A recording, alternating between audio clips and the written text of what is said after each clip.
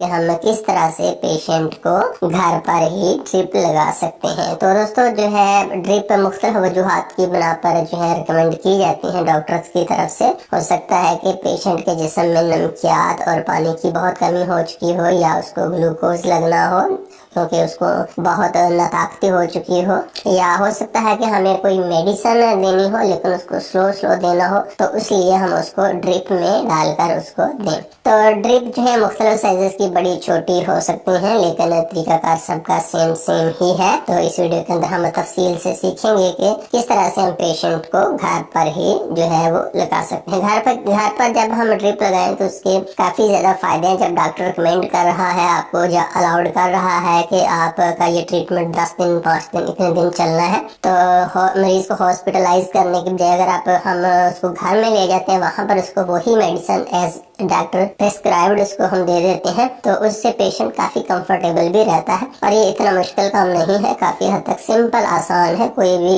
Normal सूझबूझ वाला बंदा भी घर के ऊपर ये काम आसानी से कर सकता है। तो सबसे पहले मैं आपको इन चीजों का तारफ करवाता हूँ जो कि ड्रिप लगाने से पहले हमारे पास मौजूद है। तो दोस्तों सबसे पहले अगर आप देखें तो ये मेरे पास जो है ड्रिप लिक्विड बोतल है। जैसे कि अगर आप देखें तो सील पैक्ड है। इसको हम यहाँ से खोल कर बाहर निकाल लेते हैं। ये लीजिए, ये इन्फ्यूजन बोतल जो है ये छोटी है, लेकिन अगर बड़ी हो या उससे भी बड़ी हो तो तरीकाकार सबका सेम होता है, उसमें कोई फर्क नहीं है। तो दोस्तों ये हमारे पास जो है डिस्पोजेबल इन्फ्यूजन सेट है। इसको इन्फ्यूजन सेट बोलते हैं। ये मैं आपको खोल कर दिखा देता हूँ।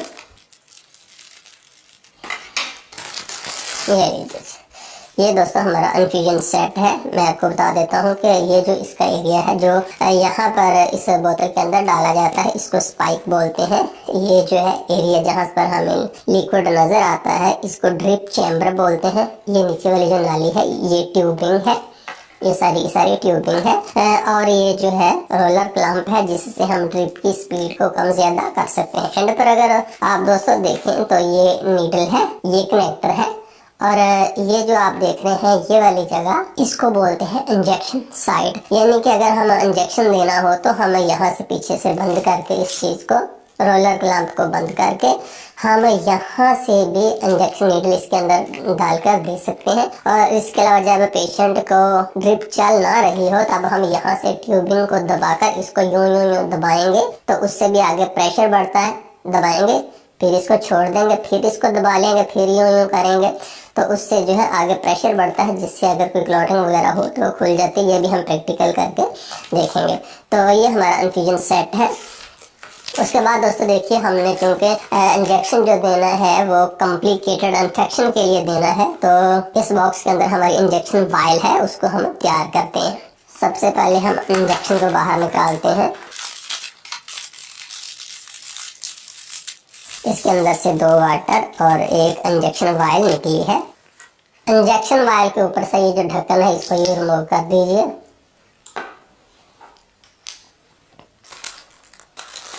सिरिंज पैकिंग को खोल लीजिए।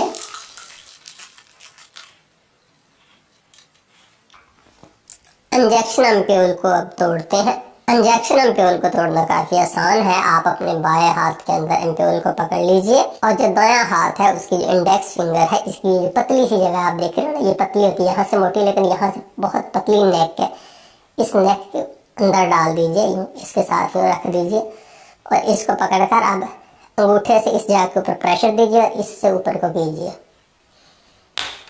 ये लीजिए, आसानी से टूट गया। दोस्तों अगर आपको इस तरह से एम्प्यूल तोड़ने का नहीं पता तो सिंपल आप किसी भी मेटल की छोटी सी चीज जैसा कि चम्मच या कैंची वगैरह से हिट करके तोड़ लें। दूसरी एम्प्यूल को भी तोड़कर इसमें से सारे का सारा पानी सिरिंज में भर लेते हैं और इस पानी को इंजेक्शन वायल के अंदर डाल देते हैं। सारा पानी हमने डाल दिया। अब आप प्लंजर को छोड़ दीजिए, वापस आने दीजिए, फुल पीछे खींच लीजिए ताकि जितना हमने लिक्विड डाला है उतनी हवा भी बाहर आ जाए। अब वायल को 5 से 10 मिनट हिलाइए। दोस्तों जैसा कि आप देख रहे हैं 5-7 मिनट हिलाने के बाद इसके अंदर सब कुछ हल तो हो गया है, लेकिन काफ़ी ज़्यादा यहाँ पर आप देखें तो झाग बनी हुई है। अब इस झाग से बचने के लिए ये है कि आप यूँ स्लो इसको कीजिए 2 मिनट। यूं यूं स्लो स्लो आप इसको करेंगे। अब जैसे पहले आप जोर जोर से शेक कर रहे थे वो नहीं, अब स्लो स्लो, ये देखिए ऐसे आपने 2-3 मिनट करना है, उससे सारी की सारी झाग खत्म हो जाएगी। और उसके बाद आप जो है इसको यहाँ पर तकरीबन 2 मिनट वैसे ही आपने इसको टेबल के ऊपर रख देना है। जब आप इसको टेबल के ऊपर रखेंगे तो जो रहती झाग है वो भी खत्म हो जाएगी। दोस्तों मैं आपको थोड़ा सा ये भी टिप देनी चाहूंगा दरम्यान में कि देखिए जब भी आपने पेशेंट को घर के ऊपर इंजेक्शन देना हो या आपने उनको ड्रिप लगानी हो तो अच्छे माहौल का इंतखाब कीजिए, जहाँ पर टेबल हो, साफ सुथरी जगह, ये नहीं कि रजाइयाँ हैं, तलाइयाँ हैं और कुछ इस तरह से अजीबोगरीब बेड है, नीडल किसी चीज को टच कर रही है, इंजेक्शन आपका कहीं गिर रहा है, इस तरह से गंदे एनवायरनमेंट के अंदर आप देंगे ना तो उससे और ज्यादा बीमार होने का खतरा है। क्योंकि जब हम ड्रिप लगाते हैं तो हम डायरेक्टली जो है उस पेशेंट के जिस्म के साथ जो है इन्वॉल्व हो रहे हैं, तो जिससे इन्फेक्शन का खतरा बहुत ज्यादा होता है। तो इसलिए ये मेरी टिप है कि अच्छे साफ सुथरे माहौल का टेबल के ऊपर आप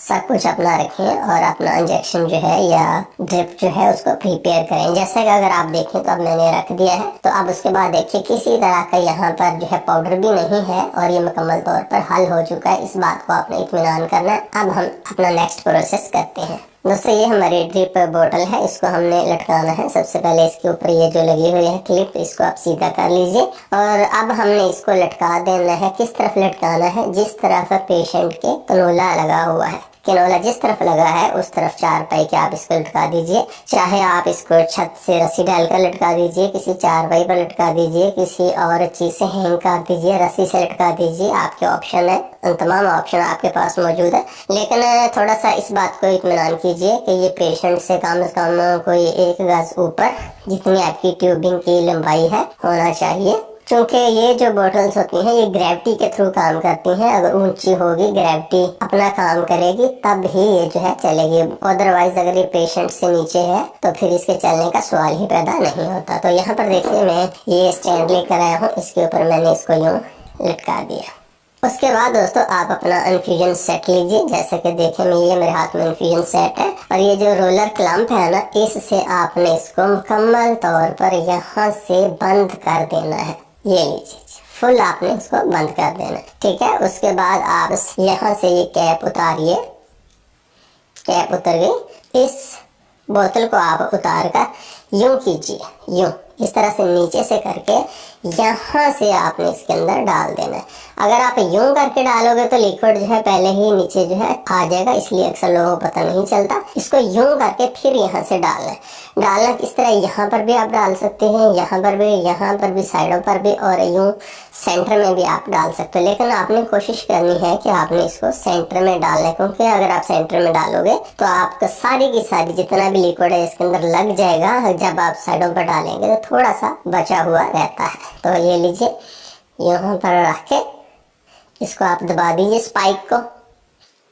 ये लीजिए स्पाइक को मैंने दबा दिया। उसके बाद आप दोबारा इसको स्टैंड के ऊपर लगा दीजिए। स्टैंड पर लगाने के बाद दोस्तों आपने ये जो ड्रिप चैम्बर है इसको आधा भरना होता है। हर सूरत इसको आधा भरना है। अगर आप इसको आधा नहीं भरोगे तो उससे जो है हवा के पाइपिंग के अंदर जाने का डर रहता है। तो यहाँ से आप इसको दबाइए, उतनी दफा आप दबाइए कि आधा चैम्बर भर जाए। ये लीजिए आधा चैम्बर भर गया। उसके बाद दोस्तों आप देखें तो ये सारी की सारी जो पाइपिंग है इसके अंदर हवा मौजूद है, ठीक है जी। अब सारी की सारी हवा को रिमूव करना बहुत ज़रूरी होता है। हमने कोई भी इसके अंदर बबल नहीं छोड़ना होता। ये बबल जो है कुछ पेशेंट्स के लिए डेंजरस साबित होते हैं। तो उसके लिए हमने क्या करना है, हमने यहाँ से नीडल कैप को रिमूव कर दीजिए और आप पीछे से जो है रोलर को खोलिए। देखिए पीछे से ड्रॉप गिरने शुरू हो गए हैं और सारी की सारी हवा रिमूव होनी शुरू हो चुकी है। और जैसा कि अगर आप पाइपिंग के अंदर देखें ना तो आपको नजर आ रहा है ये लिक्विड गुजर रहा है। ये देखिए आगे से गिरना शुरू हो गया।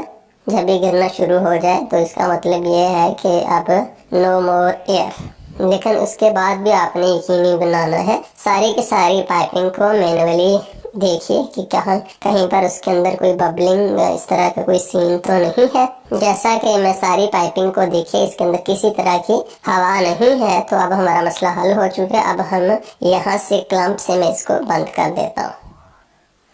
उसके बाद दोस्तों अगर आप देखें तो ये बोतल जो है ये थोड़ी सी दरमियान से पिचक गई है। जब आप पेशेंट को लगाएंगे तो उससे ये और ज़्यादा पिचक जाएगी और उसके बाद जो है हमारी इन्फ्यूजन चलना बंद हो जाएगी। तो उसके लिए आप कोई भी नीडल ले लीजिए। जैसा कि अगर आप देखें कि मेरे पास एक बिल्कुल न्यू नीडल है, इसको आप यहाँ से रिमूव करके इसके बिल्कुल ऊपर वाले हिस्से में यूँ गुजार दीजिए।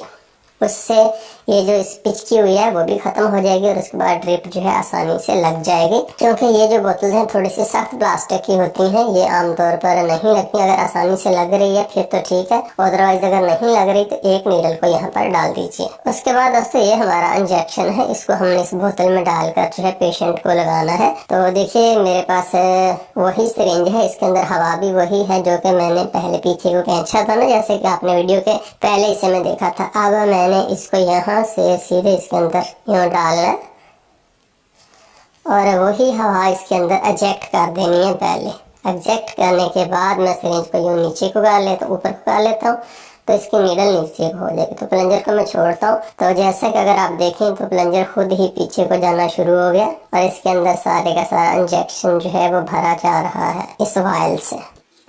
स्लो स्लो तसल्ली से काम कीजिए, कोई टेंशन नहीं लेनी, कोई परेशान नहीं होना। आप तसल्ली से स्लो स्लो ऐसा ऐसा करोगे तो जो काम आपको नहीं आता आप वो भी कर लेंगे। लेकिन अगर आप जल्दी करोगे तो फिर ऐसे काम जो आप जिनमें एक्सपर्ट हैं वो भी काम आपसे नहीं हो पाएंगे। तो इसलिए ये काम जो है तसल्ली से करने वाला है। ऐसे नहीं कि यार कोई कह दे कि इसको तो ड्रिप लगाने नहीं आती तो इस टेंशन की वजह से आप जो है जल्दी करें। नहीं, परेशान नहीं होना, बिल्कुल इजी और सिंपल लेना। ये लीजिए, अब इसको यहाँ से इस ड्रिप के अंदर डाल दीजिए। याद रखें कि अभी हमने इसको बंद किया हुआ है ड्रिप को। जब हम इंजेक्शन इसके अंदर मुकम्मल डाल देंगे उसके बाद फिर हम पेशेंट को लगाएंगे। ये लीजिए। अब दोस्तों आइए कनोला को पेशेंट की ड्रिप के साथ जोड़ते हैं। सबसे पहले कनोला को यूं ऊपर से पकड़ लीजिए ताकि जब आप इसकी कैप उतारें तो साथ ही पूरा कनोला ही ना घूम जाए। इसके बाद कनोला की कैप को यूं इसके ऊपर ही लगा दीजिए ताकि कहीं गिर ना जाए और बाद में ढूंढने में आसानी हो। अब नीडल उतार कर ड्रिप कनेक्टर को कनोला में लगा दीजिए। दोस्तों ड्रिप को हमने पेशेंट के कनोला के साथ अटैच कर दिया। अब उसके बाद ये जो रोलर क्लैंप है इसको आप थोड़ा सा खोलिए। यूँ नहीं चली, और खोल के देखते हैं, नहीं चली। तो यहाँ पर अगर आप देखें तो ये तकरीबन ना के बराबर ही है। बहुत कभी कभी ड्रॉप गिर रहा है, इसका मतलब है कि ये चल नहीं रही। लेकिन अगर यहाँ पर चल पड़े, आपका कनोला नया है, तो आपको जितना डॉक्टर ने कहा है कि आपने इतनी स्पीड से लगानी है उतनी स्पीड से आप इसको चला दीजिए, यहाँ से एडजस्ट कर दीजिए। और अगर नहीं चला तो फिर भी कोई परेशानी की बात नहीं, वो भी मैं आपको बता देता हूँ। बात का ऐसे हो जाता है कि जब कनोला को 1-2 दिन हो जाते हैं उसके बाद कनोला हमारा चलता ही नहीं, तो उसको ट्रबल शूट करना बहुत आसान है, उसको आप खोल सकते हो। तो 2 स्टेप मैं बता देता हूँ। बहुत सारे लोग जब वो नहीं चलता तो घबरा जाते हैं कि अरे यार ये क्या हो गया, अब डॉक्टर को बुलाएं। तो 2 स्टेप है वो कीजिए। उसके बाद भी अगर नहीं चलता तो फिर डॉक्टर को शायद बुलाने की जरूरत हो, लेकिन अभी जरूरत नहीं है। तो देखिए फुल खोला नहीं चला, उसके बाद हमने कैसे करना है वो सीखिए। सबसे पहले दोस्तों आपने थोड़ा सा पीछे ट्यूबिंग को अपने हाथ से दबा देना है। ट्यूबिंग को जोर से आपने दबा देना है और ये जो इंजेक्शन साइट है ना इसको आप बार बार दबाइए, 2-3 दफा इसको दबाइए। फिर आप पीछे से पाइपिंग को छोड़ दीजिए। फिर रिपीट वही प्रोसेस, पाइपिंग को दबाइए, इंजेक्शन साइट को बार बार प्रेस कीजिए और छोड़ दीजिए दोनों हाथ। फिर पीछे से आप पाइपिंग को दबा दीजिए और उसके बाद इंजेक्शन साइट को जो बार बार ये जो रबड़ सी है नरम सी इसको दबाइए। तो इससे क्या होता है कि इससे प्रेशर बनता है आगे, कनोला की जो नीडल है उसके अंदर प्रेशर बनता है, जिससे अगर कोई ब्लड वगैरह उसके आगे है तो वो निकल जाता है और हमारा कनोला जो है चल पड़ता है। इस प्रोसेस को आपने जो है 5-7 दफा दोहराना है। उम्मीद है कि इससे आपका कनोला चल पड़ेगा। लेकिन अगर फिर भी आपका कनोला नहीं चलता तो फिर मैं आपको बता देता हूँ, उससे हम नेक्स्ट स्टेप जाएंगे। आप दोस्तों एक इंजेक्शन ले लीजिए और इसको यहाँ से सीधे इस ड्रिप के अंदर डाल दीजिए सारी नीडल को और इसको नीचे को कीजिए और ड्रिप को थोड़ा सा इस तरफ करके इसमें से तकरीबन 5 ml लिक्विड आप ले लीजिए। ये लीजिए 5 ml लिक्विड मैंने ले लिया। अब इसमें से आप मुकम्मल तौर पर हवा को खारिज कर दीजिए। अब हम इस इंजेक्शन को पेशेंट को कैनोला के अंदर डायरेक्ट लगाते हैं। उससे क्या होगा कि जो भी क्लॉटिंग उसके अंदर आई होगी कैनोला के अंदर, वो क्लॉटिंग रिमूव हो जाएगी और हमारा कैनोला चल पड़ेगा। अब यहाँ पर इस इंजेक्शन को लगाने के 2 तरीकाकार हैं। पहला तरीका तो ये है कि आप रोलर क्लैंप से ना मुकम्मल तौर पर बोतल को पीछे से बंद कर लें, ड्रिप को मुकम्मल बंद कर लें रोलर क्लैंप से। रोलर क्लैंप को अपने पास ही बिल्कुल ले आए, कैनोला के बिल्कुल पास ही, और इसको मुकम्मल बंद कर दीजिए। और उसके बाद ये जो इंजेक्शन साइट होती है ना, ये जो रबड़ सी होती है, एहतियात से इसके अंदर आप डालकर नीडल को यहाँ से जो है आप जरा जल्दी से प्रेशर से उसको उसके कैनोला के अंदर लगा दीजिए। उससे आपका कैनोला जो है वो खुल जाएगा। दूसरा तरीकाकार ये है कि आप ड्रिप को वैसे ही रिमूव कर दीजिए और ये जो इंजेक्शन है डायरेक्ट इस कैनोला के अंदर लगाकर पीछे से उसको लगा दें। पहले जरा स्लो स्लो, फिर प्रेशर बढ़ाते जाइए और एंड पर तेजी से लगा दीजिए। कुछ नहीं होता, कोई परेशान होने की बात नहीं है। उससे आपका जो है कैनोला जो है वो खुल जाएगा। असल में कैनोला जब कुछ दिन उसको गुजर जाते हैं, पुराना हो जाता है ना, तो उसके बाद उसके अंदर क्लॉटिंग आ जाती है, या कुछ पेशेंट जो है वैसे ही उनको कैनोला इतना अच्छा नहीं चलता, तो उसके लिए हमें ये मैनुअली जो टिप्स हैं इनके ऊपर अमल करना पड़ता है। और जो ही ड्रिप जो है वो ख़त्म होगी, आप देखेंगे कि जो चैम्बर है उसके अंदर ड्रॉप्स भी आना बंद हो जाएंगे और उसके बाद जो चैम्बर के अंदर मेडिसिन है वो भी नीचे जानी शुरू हो जाएगी। और जैसे कि आप यहाँ पर देखें, अब बहुत कम यहाँ पर बची है और ये अब पाइपिंग के अंदर जानी शुरू हो गई है। जब चैम्बर के अंदर से दवाई ख़त्म हो जाए तो उसके बाद आपने यहाँ से रोलर क्लैंप से इसको बंद कर देना है और आपने अपने पेशेंट से ड्रिप को जैसे आपने लगाया था सेम वैसे ही आपने उतार देना है। तो दोस्तों ये था ड्रिप लगाने का तरीका। मुझे उम्मीद है कि आपको समझ आ गया।